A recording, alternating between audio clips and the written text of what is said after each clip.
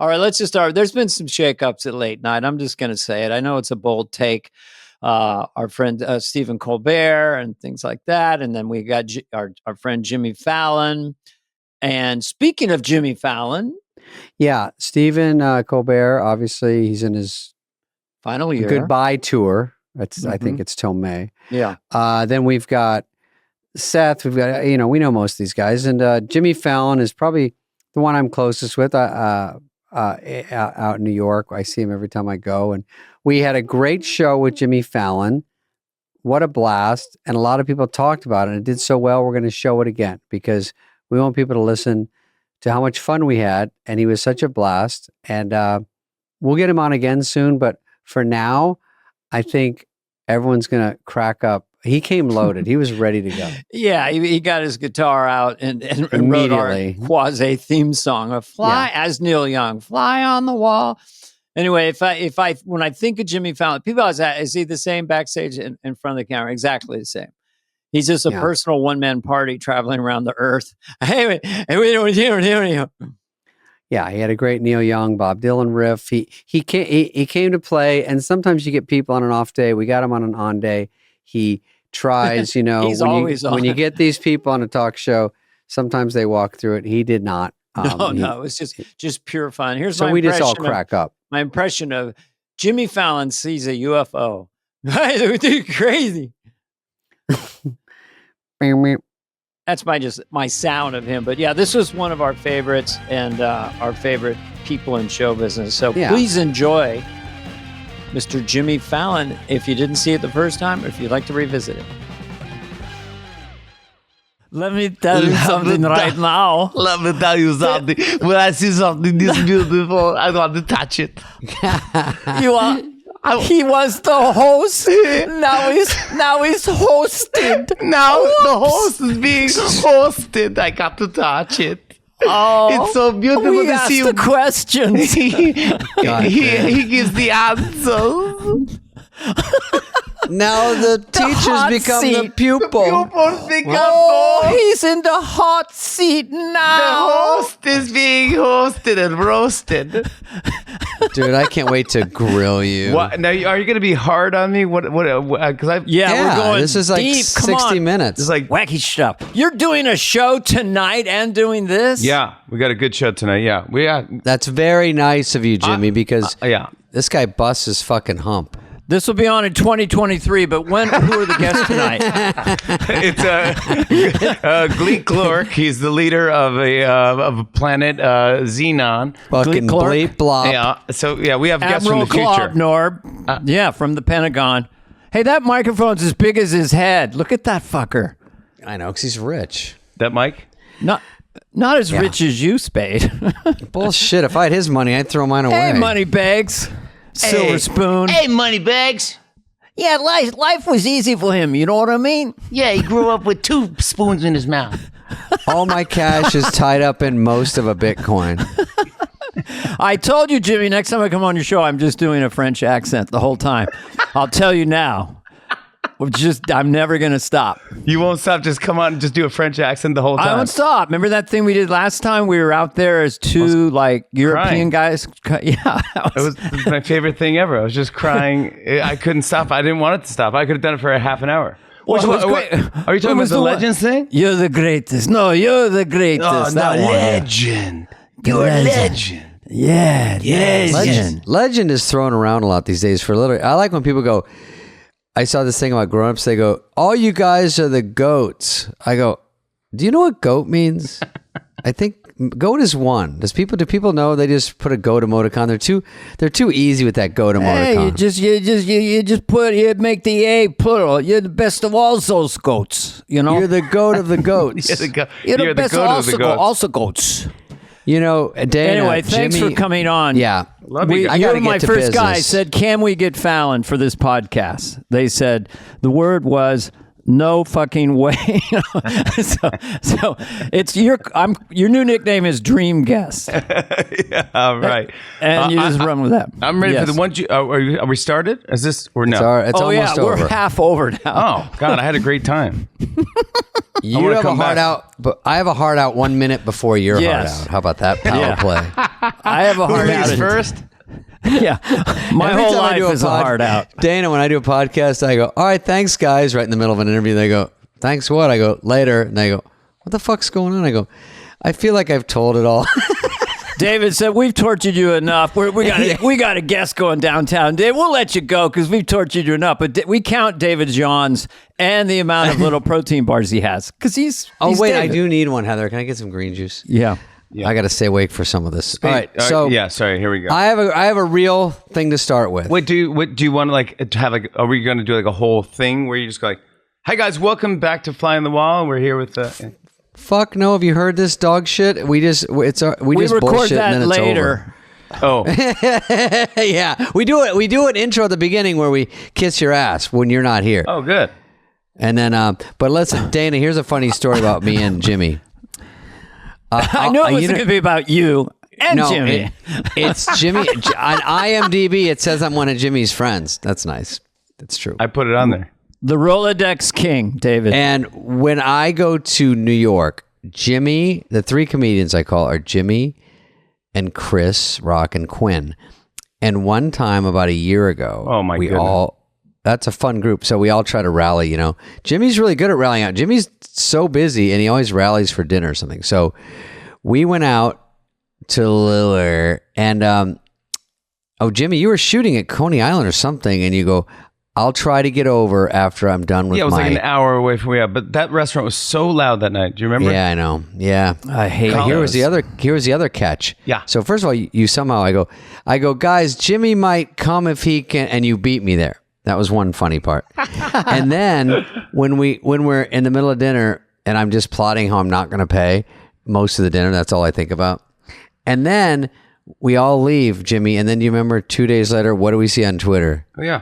Chris Rock announces on Twitter he has COVID. And we don't get a text. We don't get a phone call.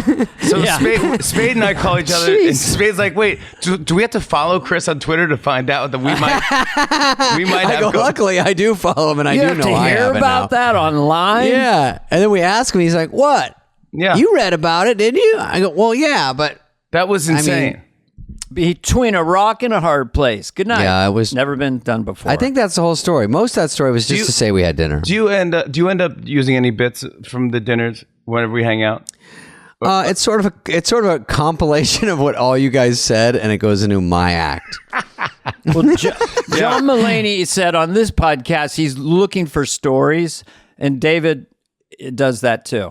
Like if someone follows him at a McDonald's, he's got a 10-minute chunk. So he likes stories. Yeah. He's a storyteller. Guy asked me straight up for my McNuggets. Straight up. No bullshit. Just give me your McNuggets. Yeah, why not? He's going to go into it. And I said, fuck, no, I stood my ground, Jimmy. You think I'm a pussy, but I stood my ground. No, didn't you? You gave him one. I gave him one, yeah. Yeah, I know the story. Now, Jimmy, I know. He knows the story. Legendary. Oh, okay. It's legendary. It's on your IMDb page. Let's see if we can do something about Jimmy's beginnings that he's never been asked. That's kind of interesting. No chance. Might be impossible. I did a deep dive. You did? I can't believe. I mean, I love both of you guys so much. I can't even tell you. I want to go into your career and your stuff and everything you've done to influence me. I wanted to be Dana Carvey. I wanted to be. That's my whole reason for getting on Saturday Night Live, and that was my whole thing. Oh, you said David Spade wrong. I think that's age related because David. I wanted to be Dana Carvey. I was sitting behind a read-through with a knife. Well, yeah, you were my surrogate. You were my stand-in. Sometimes I do the church chat rehearsals. David had to get the dress on and sit in there for camera blocking, which I thought was just horrible. For a few minutes, can you sit in there? Dana's resting. But Jimmy, you were 12 when I got on SNL, and that's what I call the peak formative year. It's like when I was listening to Monty Python or whatever gets in your brain at that age and through high school. So I appreciate you, bro. Thank you. I can't even tell you how much I was such a SNL nerd. I would record it every Saturday night. I would be by myself. I wouldn't be, I didn't want friends over. I didn't want anyone around me. My parents, I didn't want anyone near me. I just wanted to study the show and watch it. And I'd videotape it. Then I remember like my favorite sketches. And then I would go to parties like whatever the next week or whatever, and I would bring videotapes with me with the best clips of SNL. Like I was like a human YouTube, just going or watch this part or watch this thing. But I mean, I was like, I loved chopping broccoli. Then she went downtown. But can I tell you,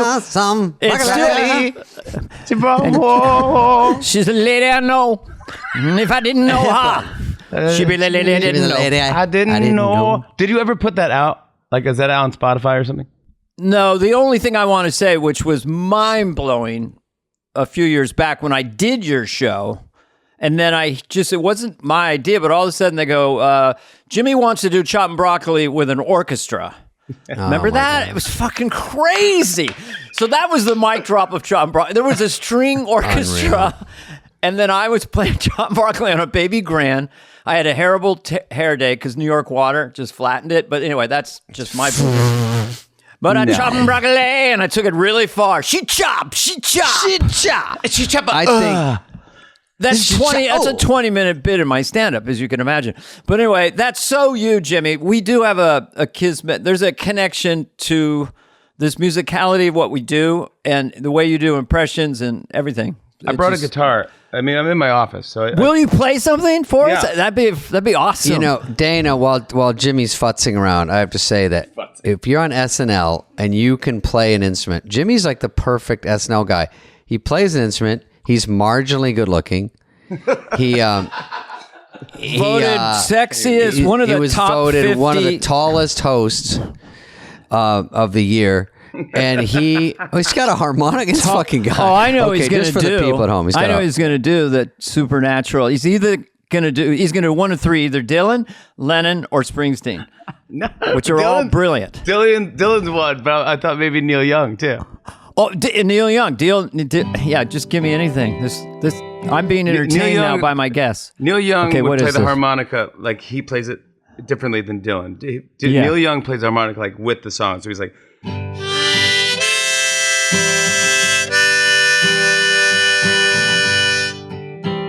Oh, there we go. There, something changed. Yeah, it's good now. Yeah. Can you hear it now? Now we hear it. Perfect. Okay. All right. So like Neil Young plays the harmonica like with the tune with of the song. with the notes. Yeah. So it's like.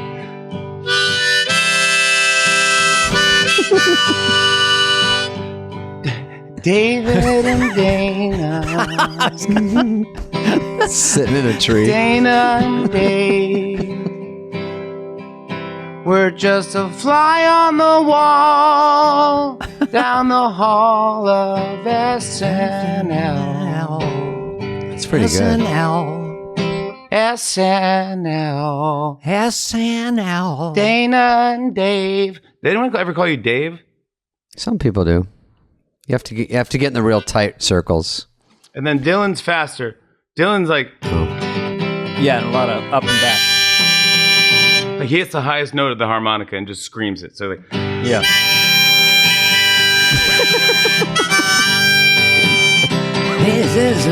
Yeah. There's the podcast about Dana and Dave, a son of my world, and a similar thing. Go. Whoa. He runs out of stuff, he hits the harmonica. Yeah, exactly. When he runs out of lyrics. Have you heard Rough and Ready, his latest album, Rough and Ready, Bob Dylan? Yes. God, it's brilliant. Is it good? Soon After Midnight is a masterpiece. But he's got his new voice, which is that's what I mean. That this other voice, I haven't really tried to do it, but it's pretty special. It's really raw. It's soon after midnight, and I got a date with the fairy queen. I love seeing him in concert because sometimes he doesn't feel like performing, and he's just out there and he's going like. And everyone's like, oh man, this is weird. And then he's like, how does it feel? And you go, oh, I love this song. Oh my God. That's what he was singing? My friend. Yeah. That's what he was singing the whole time? He accidentally stumbles into a hit, and then he's like mad he did because he's not torturing you enough.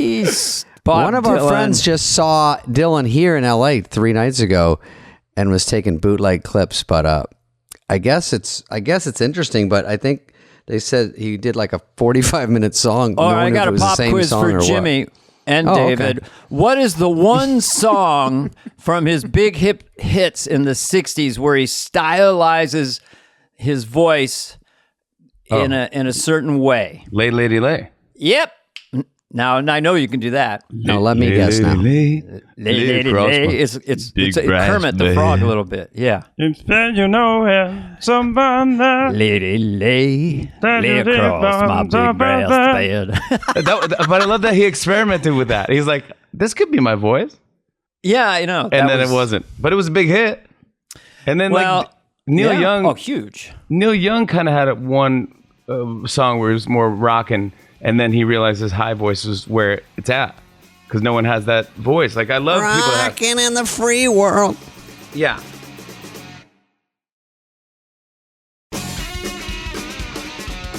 Did you do impressions of everyone on the staff of SNL? Not really. Like, yeah, who would be the big ones? Higgins, Mike Shoemaker, Marcy Klein. One. I mean, could you do cast members? Could you do Spade? Hey, buddy. Beep, bop, boop. Oh, beep, beep, beep. Yeah. I'm not going to be reduced to noises today, gentlemen. So I was opening the door. I walked in. No, David is an actual good sound effects guy, but he doesn't lean on it. It just comes out. They're woven in. I do you, I don't have Jimmy. music. I do you. You do? I just do a sound. Just sort of. Go. That's pretty good. That's the best impression of me. It's when you're very, very excited. Like something very excited. It's just a sound of exuberance, which I was thinking today. Here's a compliment. You remind me of the Beatles. Oh, Jesus. Wow. The early Beatles, because what you they told me I reminded you of Kaja Gugu. You were kind of Shaka Khan. But anyway, we'll talk later. Because the early Beatles just projected so much fun and joy, it was just irresistible. And that's what you do. I appreciate it. You know, it's very, it's interesting, you know, growing up in Liverpool, we were Liverpudlians, you know, and we'd never eat pudding, you know, and you'd think we'd have a liver pudding, you know. But that's what pudding is different, you know, in England. It's not the same, you know, it's not the chocolate, you know, vanilla, you know, strawberry. The whole town was just eating pudding, you know, because it was called Liverpudlians. We're called Liverpudlians. The whole town was eating pudding, you know. I'd ring up George, say you want to go get some pudding. I say, John, some right John now. Would come up, John would come over and hit me over there with his guitar, like, let's go get some pudding. And that's how we wrote Paperback Writer. John would just come in and bang me on the head with his All that guitar. turned into Paperback Writer? Smash you with the guitar. We'd sit for a plunker. And that's how we made. John would come in, he'd hit me over the head, you know, and say, let's go get some pudding. And that's how we wrote... That's how we wrote the White Album, you know. Well, the funny part is I haven't heard. He banged me. He popped me over the head with his guitar. He said, then we started plunking. Let's do a plunker. You know, we got into hit songs, so we didn't know what we were going to do. So I looked at George, you know. I hit George over the head with the guitar. And next thing you know, we have, you know, Sgt. Pepper. And, you know, John and Paul were the primary songwriters. Peace and love, of course. They were the great day of peace and love. They were peace. They were... Which one was peace and which one was love? We switched back and forth. They were my brothers. Sometimes John was love, sometimes John was peace, and then sometimes Paul would be love. And then I'd say, hey, love, and they both turn around, and I'd bonk him over the head with the guitar, and that's how we wrote Octopus's Garden. You came up with another song. That was good. One time, that was good. We were lost. Spade, do you remember you made me laugh last time you were on? I was giving your intros, and I was like, he's blah blah blah. He's an Emmy award winning actor, and I go, is that right, Spade? And you were right behind the curtain. You go, yeah, yeah, that's right. That's it. That's that tone David uses. No, yeah. I do. There's a lot more going on with me. I can't be reduced to simple noises and yeah, I'm the most complex comedian on the planet. Yeah, but no. Thank you. I remember we went to that event for Howard Stern. Time. We went to this event for Howard Stern, Oh, I did stand up? Yeah. And I was like, oh, David, can you do the skiing bit? And you're like, Oh, right. you're like, dude, I don't take requests.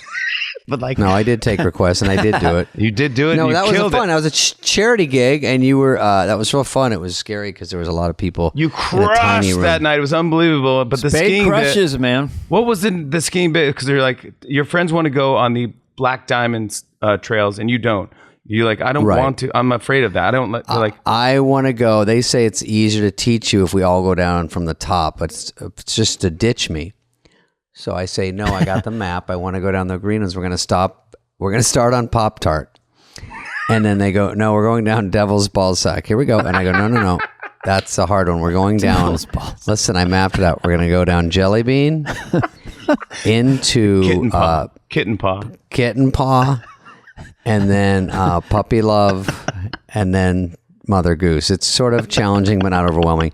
Nope, Hitler's abortion. Here we go. 2 by 2. Everyone line. I go, no. We're going down Hitler's abortion. Is the name of the trail. That one sounds hard. Yeah, that one. Listen, it's always good to work the word abortion into your act. It's always great. It's always put a smile on everyone's face. But did you do Norm? Did you do impressions of Norm? Hey. Oh yeah. No, Norma. Yeah. We did a gig. I think I told Dana this, or maybe I told Dennis. We did a gig. Me, Dennis Miller, and Norm did a gig right before the pandemic. And he was like, David. He reacts too much to nothing. You know what I mean? Like you go, Norm, is it the show starts at 8 o'clock? That is exactly him. Yeah. 8 o'clock. And then you go, there was an earthquake in Oklahoma. He goes, when, today? I go, no, that's a big deal. There's an earthquake here. 8 o'clock. Why would they do it at 8? I go, because it's the most obvious time in the world to do a show at night. Worst time. Yeah. That's like the worst time for people to do stand up, 8 o'clock. Because my neck's all fucked up because of the flight there, and I go, fuck. And then Dennis goes, Spudley, why don't you go last? Like it's a big favor. I go, and follow you two assholes. You guys kill.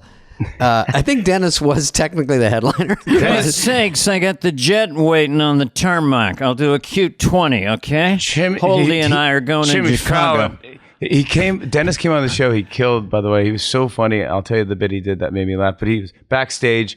I was going to say hi to Dennis Miller. And I never wear cologne, but I put a little cologne on before I went to see him. Not that much. I did a little mist of like, and then I dove under it. Through it. I kind of, dolphined. I dove under it. I dove under it. Dolphined under it. Gyrating movement. Just barely on. So I go, maybe it doesn't. And I walked in. I go, of course, Dennis of all people. He goes, gosh, Jimmy Fallon smelling like Paco Rabanne over here.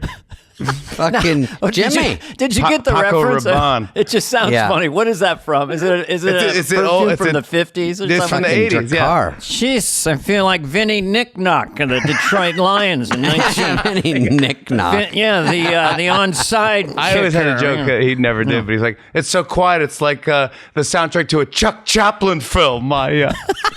Chuck Chaplin. Chucky That's Chaplin. a real joke or a fake one you it's made a up? fake one that he never Chucky did. That sounds very Does close. anyone ever call you Jim? Christ's sake's going on Jim Fallon tonight. Yeah, Jim, love me an interesting story. I'm working on a new bit. Okay, it's a James Dennis. It's a James Bond film. Okay, it's called Bitcoin Finger.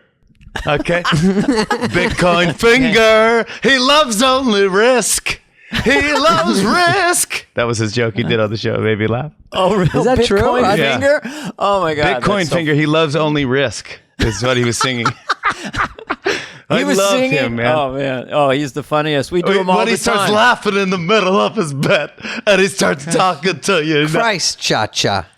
Oh, I just do him just to soothe myself. Give me a topic, anything. I'll filter it through Dennis of anything. Just ice cream, mint chocolate chip.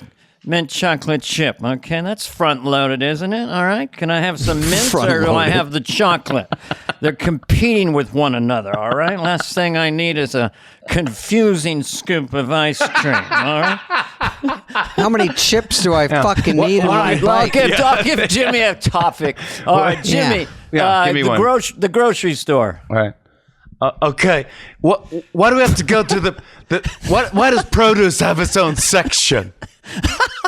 The produce section, okay? There's not like a cereal section's like, we don't get a section.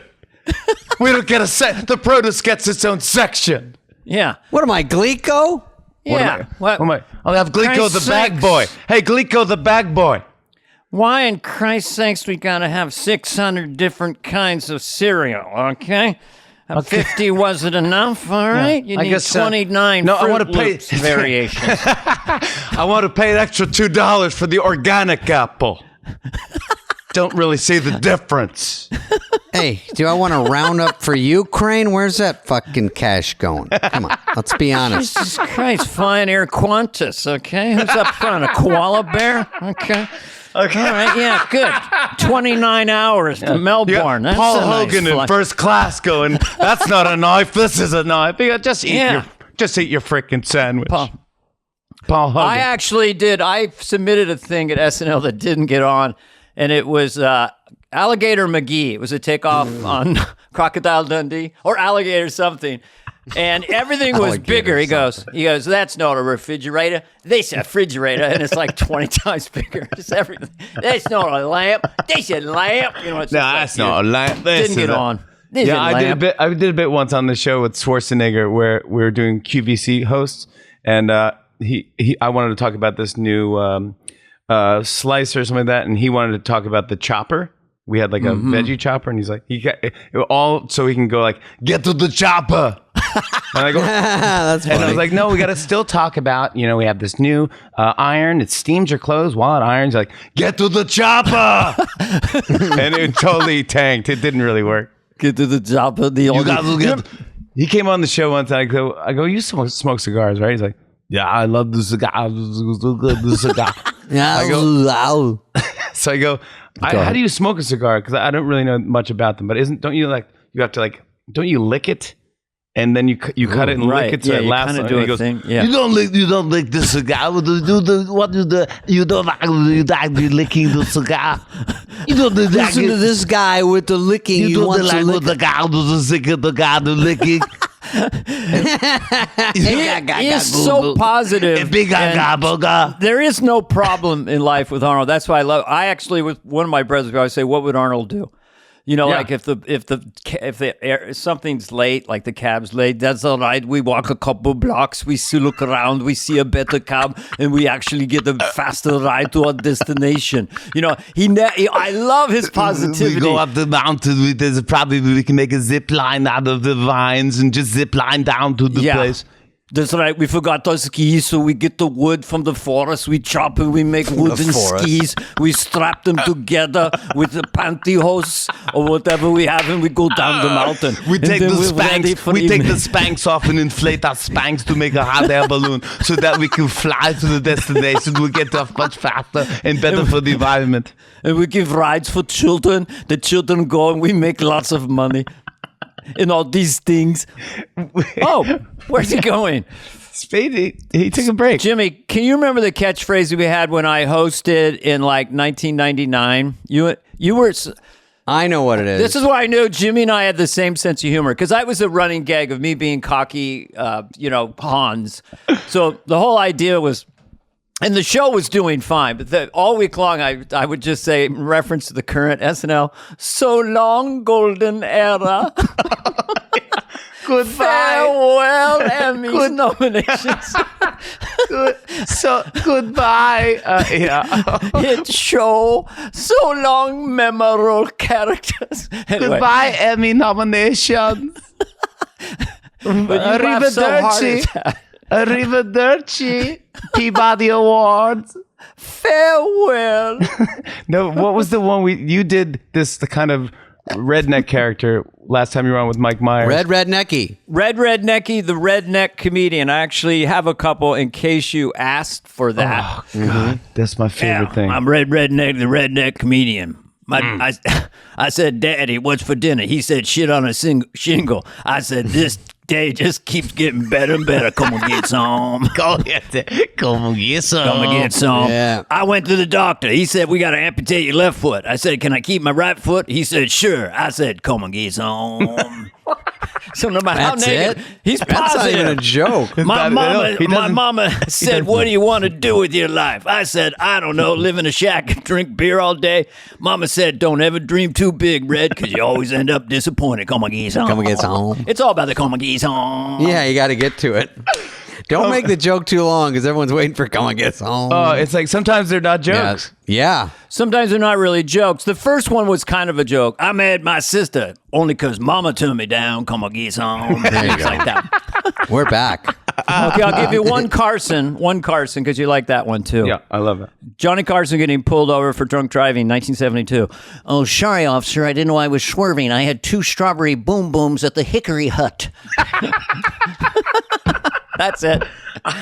Come on, geese home. Sorry, didn't I was swerving. I had I had 2 mandolinis. No, I had 2. At Mandolini's. It's at Mandalay. It says 2 somethings at somebody's, right? Strawberry boom boom, tomato. I had two rhubarb. I had a silly goose up with a twist. I had a purple nurple. I had a silly goose over at I had 2 silly gooses at Mandolini's. Kate Mandolini's. That's Remember a real Kate place. Mandolini's? Oh, yeah. Chris Rock took me there years ago and paid for my meal, and I had no money. Yeah. Jimmy. Do Chris Rock. You do him. What are you gonna get to order? You gotta eat, or you gotta just stand there. What are you gonna? Why would you even give me a menu? Just eat. Just give me what people eat. What? Something like that? I like when he goes, I used to bust him for repeating everything. He goes, Obama. And then everyone laughs. Then he goes, President Obama. They laugh again. He goes, Barack. Oh, I go, let's go. Dude, What is it? Your act is only 20 minutes is what you said. Yeah, exactly. Yeah. And then Barack Obama. Obama. The president. yeah. The president. Black guys won't eat the pussy. Black guy will not eat your pussy. Oh, the white guy will. Oh, the white guy, he will. That's not even his act. I just made that up. Oh, God. We're getting blue now. How about Sandler? Could you? Everyone does Sandler. No, you do it. I just Did you audition with Sandler? Let me do my every time Adam is mentioned on this podcast, I just go Thabathu. So I just did it. So he'll be hearing this. Thabathu. Oh. But you have the best Sandler. You did him on SNL. Speaking of, I did it in my topic. audition because I loved it because his impression are like 3 impressions in 3 levels. Yeah. He used to do that guy, you know. I was talking to my mother the other day, and you know, my mom would always say, and then he goes the second version, like she would always say, hey, why don't you take the laundry down? She said, hey, and my dad would say, shut up. Oh my God, that is so fucking great. Yeah. That is The casual Sandler old stand-up voice is good. Old Sandler, like the cat. That is a brilliant observation. I remember I was buzzing into my grandma's apartment. And I pressing the buzzer, and she's like, "Who is this? Who is there?" And I said, "It's Adam. It's Adam, your grandson." Who? Charles Manson? Oh, yeah. And Charles Manson? Oh, I don't want you to come in. I don't want Charles Manson. I don't want Charles Manson. I don't want Charles Manson. Oh, yeah. I had a Oh, Vicks. my God, that's great. I had love Vicks. that. I was sick. My mom was rubbing that Vicks cold stuff on my chest, and then our eyes connected, and I go, "Hey, Mom, we're just friends, right?" That's a good bit. Oh my goodness. That's his bit, but I can't get his voice. You're doing the voice right. How do you do Smigel? Smigel's close to Sandler. Smigel, know. interesting. Because he's like, Jamie. He's very- He's kind of like Sandler. Very too. low key. Yeah, very low key. Let me hear it. I was thinking, you want to try that? That's good. Right? He starts laughing. Yeah. Little whispery. Hey. Oh, here's my Smigel, Jimmy, when I'm pitching him when I was at SNL, and I'd go in his little 3-foot wide office where they're writing killer sketches. Yeah. And I'd knock and go, "Hey, do you want to help me with this?" And he goes, "What is it?" And he has a nervous laugh because he doesn't want to do my sketch. So I go, "It's about a guy who does this," and he goes, I don't think I could do that. I don't think I like that one.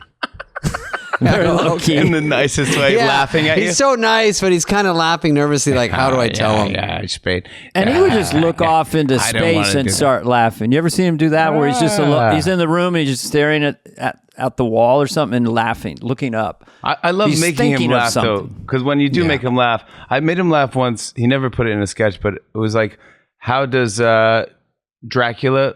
What if Dracula was a comedy writer and he was like judging the laughs? So it was like he's like mwah ah ah ah mwah ah ah, and then you tell another joke. He goes mwah ha.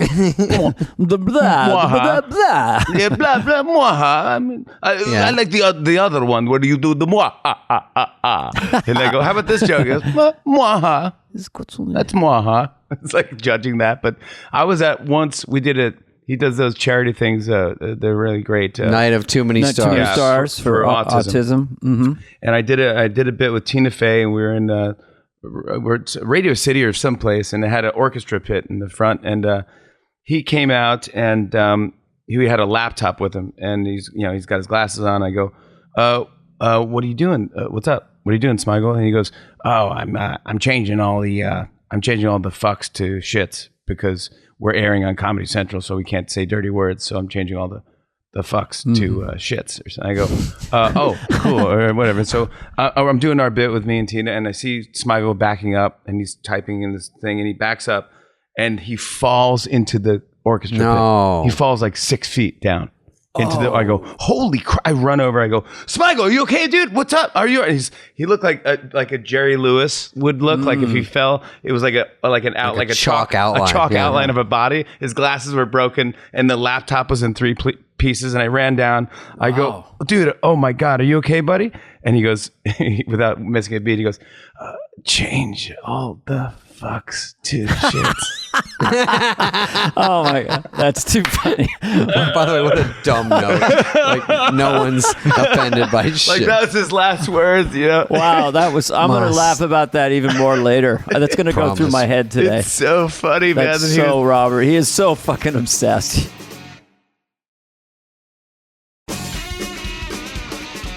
I went to a concert with Lauren. We went to go see Sting and Paul Simon, and it was an amazing concert. So they're playing together, Paul Simon and Sting, and Paul Simon, is probably in his 70s, I think, and so he just looks like Paul Simon in his 70s, and Sting is next to him, and he's just jacked. Yeah, he's got he muscles, is fit. And he's got like a t-shirt pulled down, like a John Barbados kind of wrinkled. And he's a badass. And he just looks, and he's playing bass, and he's just got veins coming out of his muscles. Yeah, he is and so I came in, I went and got 2 beers and a couple hot dogs, and I gave it to Lauren. And I go, how old is Sting? And Lauren's like, he's probably 63 or something. I go, I don't think I ever want to be in that good of shape when I'm 63. And without missing a beat, Lauren goes, I don't think you have any problem. You go, oh wait, what's he saying? I'm sorry. He goes, I don't think that'll be a problem. So I'm trying to think. I go, I don't want to be that in that good of shape when I'm 63. He goes, it's not something you have to worry about. I don't think you have to worry about that. Do you have other Laurenisms? Because I've done some on this podcast, but he is a philosopher. And I don't know sometimes if they're original because they're so brilliant, or he gets them from elsewhere. But do you remember you did Guess Which Paul? Oh, he's like, well, I was having dinner the other night with Paul. Guess which Paul? That would be Paul McCartney. Dana. Wrong. Paul Provenza. What's that joke? How do you get to Lauren's house? What's the directions to Lauren's house? I don't know. You go up to Main Street and then you go right. That's funny. All right. Jimmy, do you feel like you're Lauren's best friend? Do I feel like I'm Lauren's best friend? Out of all the SNL people. You've worked longer with him if you had SNL and then the 2 late shows. And now, so you've worked closely with him as long as any, but 25 years or something. 20, yeah, he's the great. Yeah, I would say he definitely. Well, we all love him. My best friend, but I mean, if it wasn't for him, I wouldn't have gotten late night. NBC didn't really want me; they wanted someone else. God, that's crazy. And I remember when I heard you were available, and they were thinking, "Hammer, that's so fucking perfect." I was like, if you felt like doing it, because of we were leaving. So I was huge. leaving SNL, And then Conan had signed something where he was going to get the Tonight Show in like 6 years or something. 5 years, yeah, something which like was that. such a fucked up thing. I never heard of that happening. But they wanted to keep Jay but not lose Conan. That was the compromise. Yeah. So I remember I was leaving SNL and Lauren goes, "Well, would you ever want to maybe host a show? You know, you could take over for Conan in 5 years." And I go, "I don't know if I would do that. I mean, I think I'm going to be, big Hollywood star." He's like, "But I'm like, I'm going to go do movies or whatever." And he's like, and Tina Fey was in the office and she was like, "I think you'd be great at that. You're like Irish and you like to go to bars and talk to people and you talk to everyone. That'd be right up your alley." That's all it takes. Yeah, that's all it takes. And all the stuff that you got to do on the talk shows that weren't totally SNL friendly. They were just different long dance numbers, and we'll go over those in a minute. But it was like, so then I go and I try movies. They didn't work. Same. And then I'll tell you something that Sandler had said to me, because I had Clean Slate and Trapped in Paradise, and I know you had too as well. And I had things I was developing with Smigel and other people. But Sandler at one point said to me, sidles up, and you could do it better, goes, "Carvey, they meaning the people making movies that aren't us, they don't really know how to do it. They don't really know how to make it, where to put the camera and what to be funny, Wow. I never forgot that. Because you said something once I found fascinating. The idea of you get to the set at 5:30 and you do the thing and the blocking and the master shot. By 10 hours later, you've said the line 150 times, 200 times, and now you're going to say it for the movie. It's like, it's not even funny. English. It's not even English. Sound like I go, dude, I peaked at like 10 in the morning. Yeah. You want me to be funny now? I'm so exhausted. I'm like, I can't be funny. And like, then it's movies just weren't my thing at all. But then Lauren, he goes 5 years later and he goes, "Remember I asked you that thing?" I go, "Yeah." I go, "Well, let me ask my wife," because now I'm married. So I go, "Okay." So I asked Nancy and she's like, "You got to do it. You got to do it." Look at the list. It's Letterman, Conan, and you. That's a great list. You have to do it, even if it doesn't work. So she was like, "I'll move to New York." And so I said, "Yeah, I want to do it." And then NBC was like, "Yeah, we're not sure we want to be in the Jimmy Fallon business." Oh, really? What the fuck? After all your SNL stuff and your talk show appearances? When did you host the Video Music Awards? Because I thought you did a great job. I go, "Oh, this is a whole new thing." Like, you were perfect for that. Yeah, that was... You were playing your guitar. 2004 or something like that, or 2002 or something like that. One of those. Was that during SNL or right after? That was during SNL. Oh, no. That was right after SNL. That's what I was leaving to do movies and stuff. Because that was like a good all-around. But you were a smash right away, right? Yeah. When you got on that late night show, pretty much, right? Well, it worked, yeah. It kind of. Yeah, smash was a strong word, Dana. Yeah, smash is a strong word. I'll say stuff that I say about Jimmy, when he's not around. There's never been anyone with your range and you're so versatile, talent-wise. There's no one. No, I'm going back to Steve Allen, and then also your likability is a 12. Yeah. And then your interview skills, where you make it all about the person. You're just like Carson. So I thought you were like made out of a factory, and then tall and handsome. I was like, and he can play guitar, and he does Dylan, and he can do Neil Young better than Neil Young, and you two could make it tonight, and they think the Roots and Jimmy are better than you two. It's like, it goes on and on. So yeah, I felt you were made out of some kind of German factory. We shall make the greatest talk show host in 6'2" check, voices check, likability check, Let him go, release him, dancing. I heard from somebody, a little birdie told me, that when you and Justin Timberlake are out there doing all your choreography with the choreographer, that no, he can't. You get it in one take. Like, this woman does like 10 steps, and you're like, you can do that too. So that's my mic drop on complimenting Jimmy Fallon. I'll take the mic drop from Danny Carvey. And Jimmy's willing to travel to Coney Island for bits. That's right. Because when they do, like, I always tell them when I come to New York, I go, so you do the show, which is already like a beating, just a long day, and you have to be very present and focused. And we're gonna do this. We got to rehearse this bit. And then sometimes after the show, you travel somewhere and pre-tape something. Yeah. It's like J-Lo wants to go on the Jungle Gym and we got to go to, Long Island for this bit. and then you got to do bumper cars with Chris Jesus, Hemsworth. You got to do it. 30 years in, Letterman stopped doing that, right? When you get to hit 30, Christ's sakes, into that fourth decade, I think it's a hard out at 5:30, all right? I mean, that's how are you pacing yourself, I think is the question, right, David? Yeah. Yeah, I think, there's something about this that's fun, that's different than SNL, is because it's every day. So, SNL, if you did a sketch and it tanked, you had a week. Had to wait. Yeah. You have a week to be depressed. And you're like, oh, that was awful, so embarrassing. This one, if I do a bit that tanks, I have another show the next day, and I go, oh, I'll recover tomorrow. Well, you also have full say, like at SNL's read through, then you're crossing your fingers and you get on like a fifth of what you hand in. If you're there, you like something, it's in. You don't like something, it's out.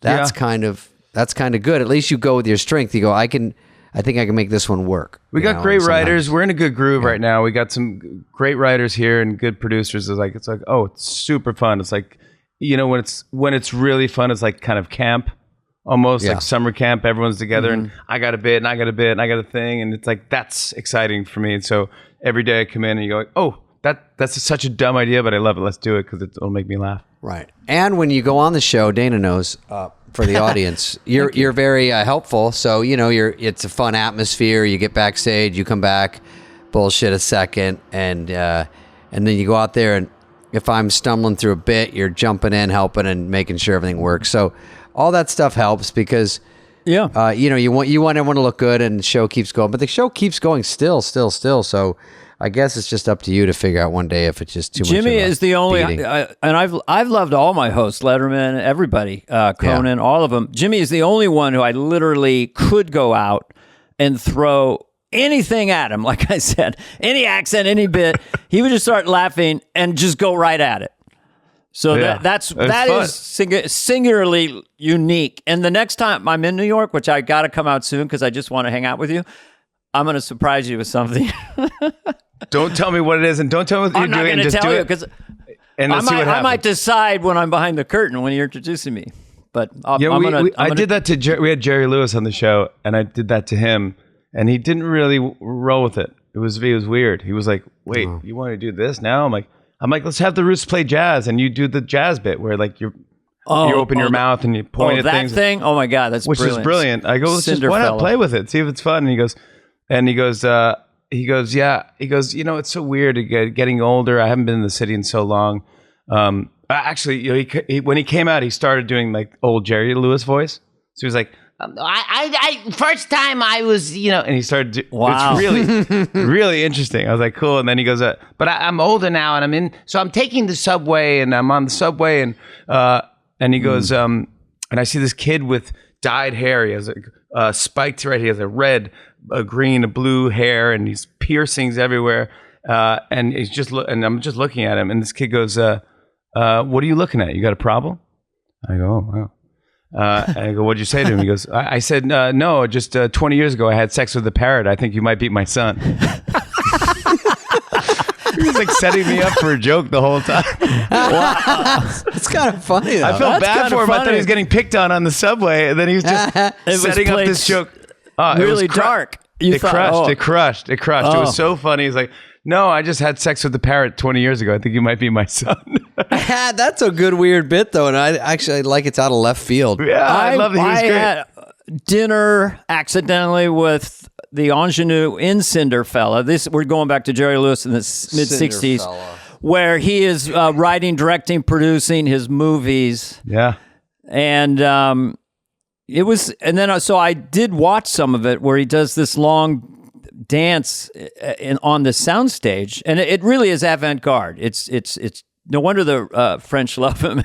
I appreciated it so much more. I watched it like 6 months ago. I was like, damn. So was that kind of Cinderfella, the one where he's getting in the argument? He's the boss, and he has a cigar, and he's yelling to the jazz. Yeah, it's the best thing. It's unbelievable. And it might have been called self-indulgent then, but now it's like it just keeps going and going and going, and it's brilliant, really. I swear, I thought Sandler was talking about doing a remake of Cinderfella in the old days. It sounds kind of up his alley. He can say that's true or not, but I remember. Why did I hear that? I think he really just thought that's Jerry Lewis was funny. Spade, are you working on are you doing a new Netflix movie?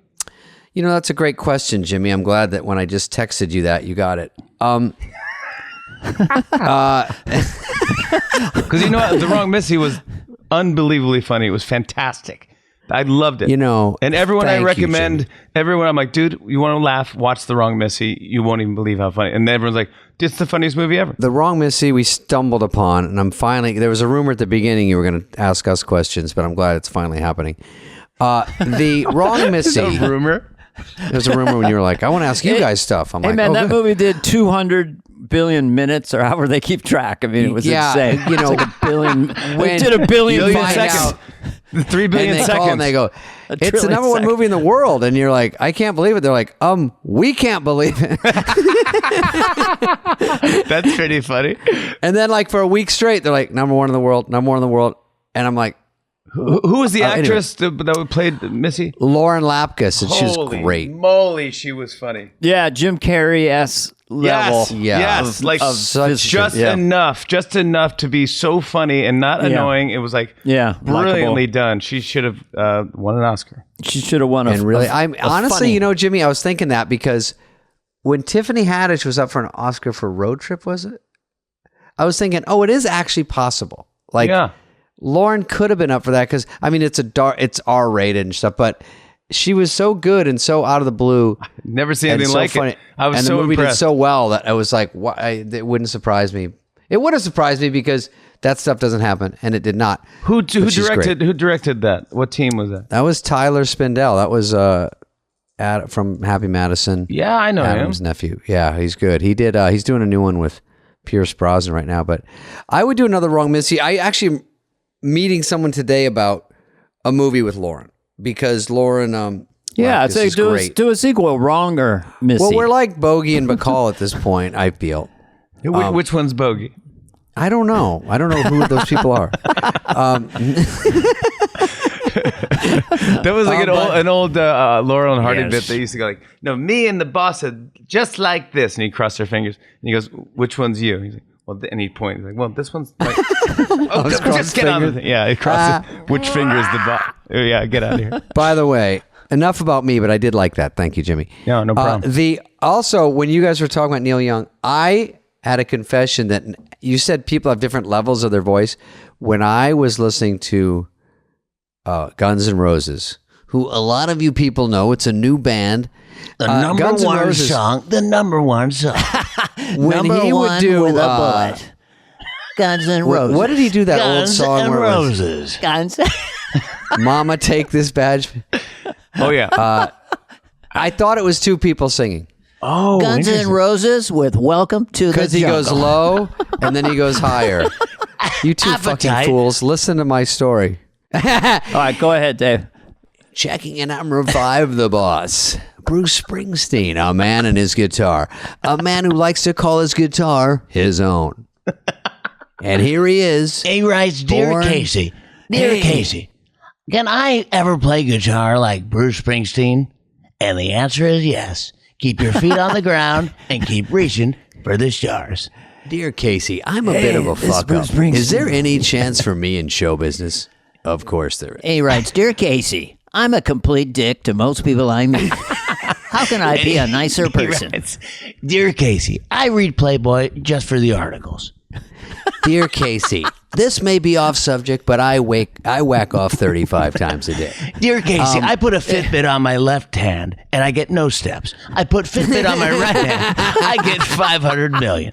What am I doing with my right hand? Dear Casey, my socks tend to droop. How can I hold them up and keep them from drooping? Writes Ben Dear Swiller Casey. from Tallahassee, Florida. I put my girlfriend's scrunchie around my dick and balls. Is there an easy way to get off? Blue today. Well, I don't Spade, care. what are you doing? I don't care. What are you doing to me? What is this, a corporate gig? Hey, It's this Fallon. guy over here, this guy over there, over here. No. You know, Get Anyway, over here. Get out of here. Here we go. Enough Get with the over blue. here first, and then get out of here.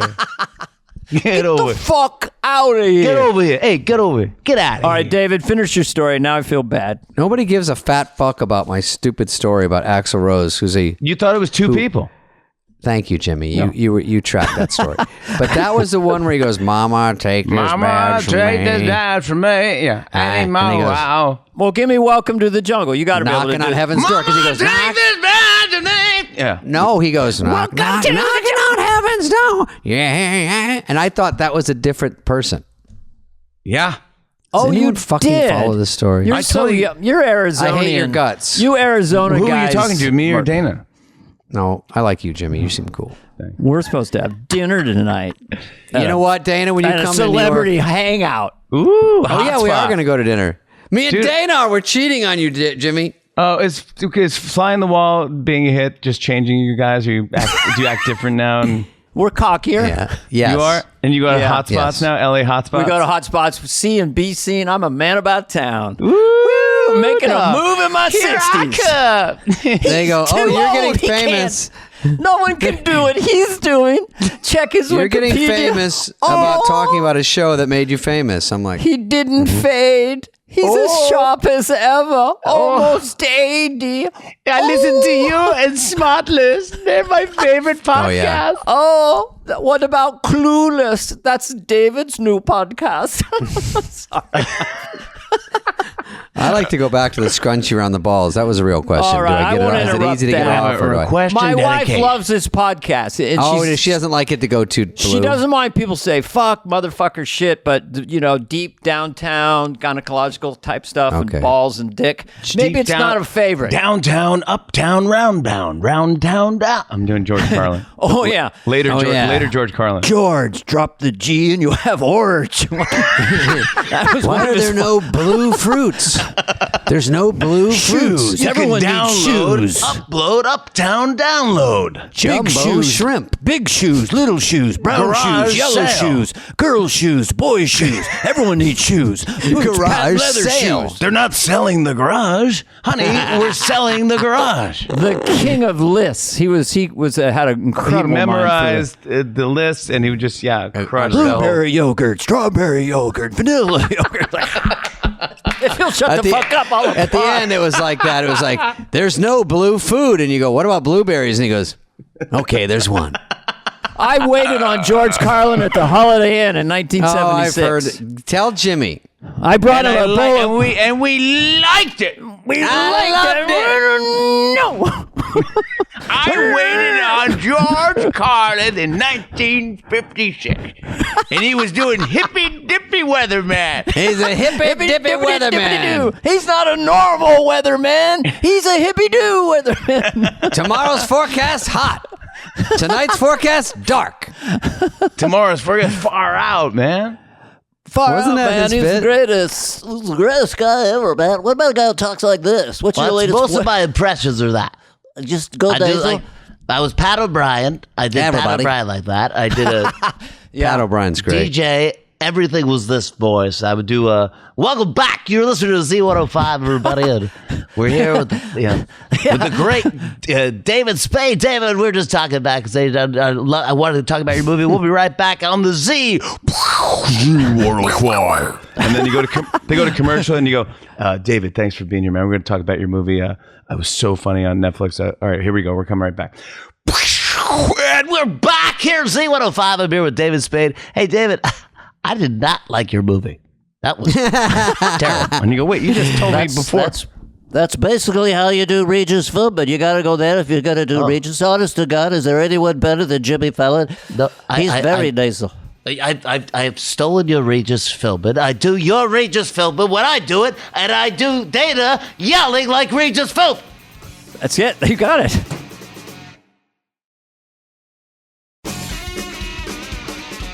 Damn, I got one, Jimmy. Yeah, go. Before I got to go in a little bit, but Jimmy, We have a hard hour.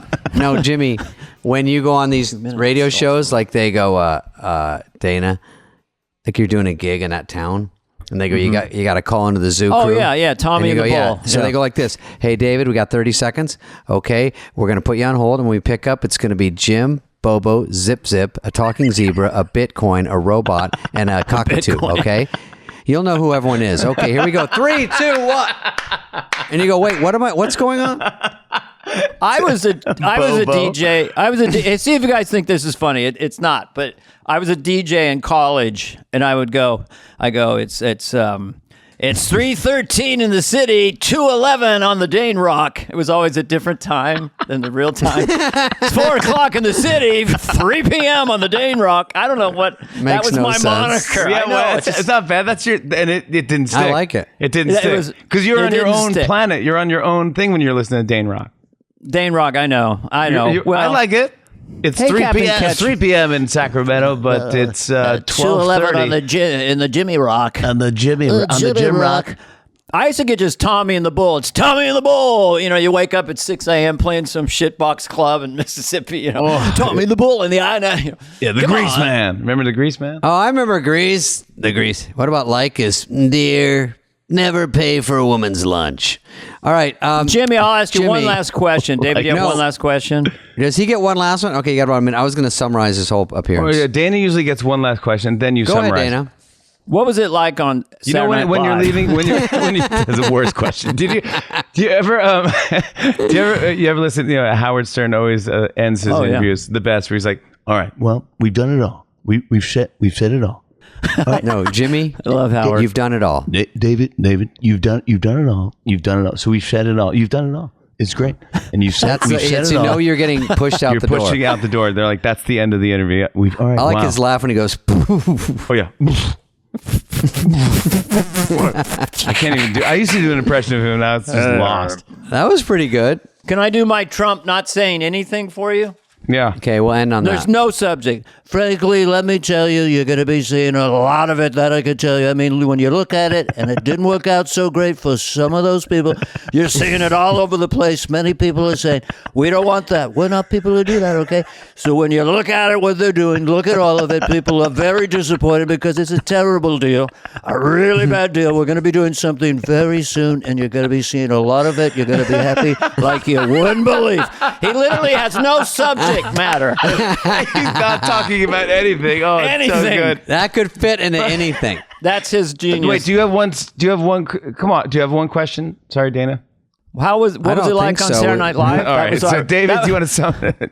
No, I would say, what are you happiest about when people stop you at an airport or on the street and when they mention a specific thing throughout your long career? Which is the one that kind of go, oh, you know that one? You like that one, huh? Yeah, You may not have that at the tip of your brain. Oh well, like Cowbell is the sketch everyone asks about. Oh, yeah. That one, which by the way, let's not sleep on Cowbell. One of the best of all time. that was not. Almost didn't make it to air. That was not supposed to make it to air. It was in the. What do you call that? The death space one, the before Good Nights. Yes, it's in the death one. It was in the death space with Christopher Walken. Yep. Oh, with wow. Christopher Walken, Will Ferrell, and it aired probably right at the end of the show, like probably 10 to 1. 5-1, Yeah, it was 5-1. It was a weird sketch, and everyone was on fire, dude. Everyone was being super funny, and it was like my third or fourth show on the show, and I remember. Wow. That's where I got the reputation for laughing and breaking in the scene, because it was just everyone was. Will Ferrell was so funny, and Catan and Horatio, and then Walken was doing like an impression of Walken. He wasn't even doing it himself. He was, we got to what, he was like, it was I got like a hankering for more cowbell. Yeah, and it started. he was The room brilliant. started shaking. Yeah. Do you know? You know when SNL was like shaking, and it's hooked. Yeah, I mean, I was there that night. When that was, I did a guest spot or something, and I remember it. I call it levitated the room, like went to another level. What sketch of yours crushed the hardest that levitated the room? I was doing Headwood Harry with the dog is up there. I was there for that. I was doing Church Lady with Joe Montana and Walter Payton, a lot of sexual innuendo. I wasn't my proudest moment, but this old guy came up to me afterwards. I'm in charge of sound. I've been looking at the meters for decades, and I never seen them peak like that. Wow. And I said, "Come and get some." All right. Spade, What how was about your you? killer? What was your crusher? Bye-bye? Too many to mention. Bye-bye. Hollywood Also, and you are. Bye-bye was probably the one that we only did once or twice that had the most lasting effect. And then one of the best moments is when Farley grabs me by the neck and goes, "Lay off me, I'm starving." Oh yeah, the Gap Girls. Yeah, when he goes, lay off me, I'm starving. No, wait. How did starts Monday. Wait, how did we all do impressions? And David, you did not do Michael J. Fox. Oh, we do that a lot of shows. Yeah, casually. Sorry, you were introduced. It's because David. It's because it's sad. I only do one. No, it's not. It's people are waiting for it. It's the end of the podcast. Can you just, hey, Sarge? Hey, Sarge? Yeah. And Casualties of War, Michael J. Fox.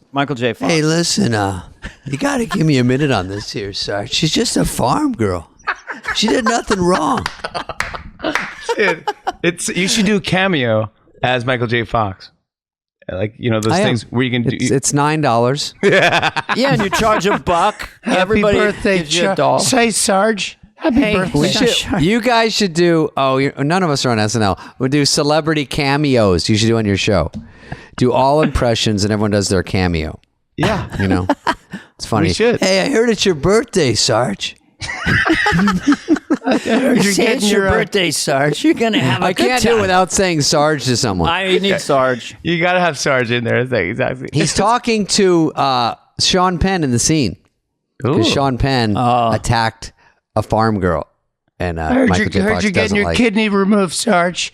And I just wanted to wish you the key to getting an Oscar is always look like the sun is in your eyes. Yeah, man. Hey, Sarge. Oh yeah, that is good. You're squinting. That's part of it. Don't give away all the tricks. All right, Jimmy. I know you got the show tonight. We appreciate. Enjoy the show tonight. I love. Thank you so much for inviting me to do the show. We love you guys are having you. two of my favorite comedians ever on the planet, and I just love both you guys so much. And congrats on the show. And I hope I didn't bore you guys too much. No way. You're the was fucking stud. such a blast. I told David last night on our walkie-talkie, I go, Jimmy's just going to be fun, and you were. It was just a blast. It was just a blast. We didn't get to all the questions. Supposed to ask a lot of new questions. Didn't get to them. It's just a Pirates Caribbean. Hey, go to the Gap. Come and get some. The price of the cable crew neck sweaters. Okay, bye. Bye. Thank you. Bye, boys. Hey, what's up, flies? What's up, fleas? What's up, people that listen? We want to hear from you and your dumb questions. Questions, ask us anything. Anything you want. You can email us at flyonthewall@cadence13.com.